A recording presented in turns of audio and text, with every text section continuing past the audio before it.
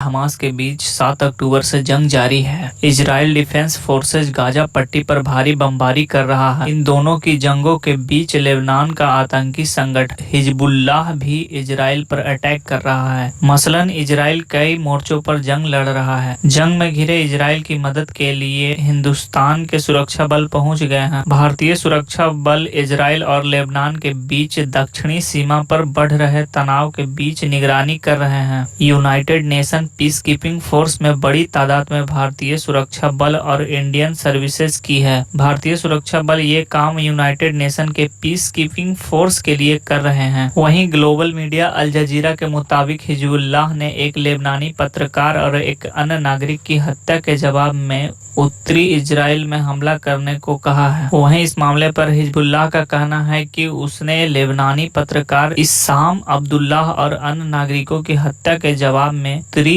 Israel के सटौला में एक इजरायली सेना चौकी पर रॉकेट दागा है। घटनास्थल पर मौजूद प्रत्यक्षदर्शियों के अनुसार दक्षिण लेबनान में इजरायली फोर्सेज द्वारा शुक्रवार को की गई गोलाबारी में जर्नलिस्ट अब्दुल्लाह की मौत हो गई थी, जबकि कई लोग घायल हो गए थे। वहीं अमेरिका ने इजराइल को हर संभव मदद देने के लिए कहा है। इजराइल ने समंदर के जरिए हमास की घेराबंदी शुरू कर दी है, लिहाजा अमेरिका के 2 विमान वाहक जंगी पोत भूमध्य सागर से होते हुए इजराइल की मदद करने के लिए पहुंचे गए हैं। वहीं फिलिस्तीन स्वास्थ्य मंत्रालय का कहना है कि इजराइल ने गाजा पट्टी का हालत बद से बदतर कर दिया है। यहाँ के 70% आबादी स्वास्थ्य सेवाओं से वंचित हो गए हैं। उन्होंने कहा कि अस्पतालों की ओर जाने वाली सड़कें तबाह हो गई हैं। इसके चलते एम्बुलेंस कर्मचारियों को पीड़ितों को निकालने में बड़ी कठिनाई हो रही है।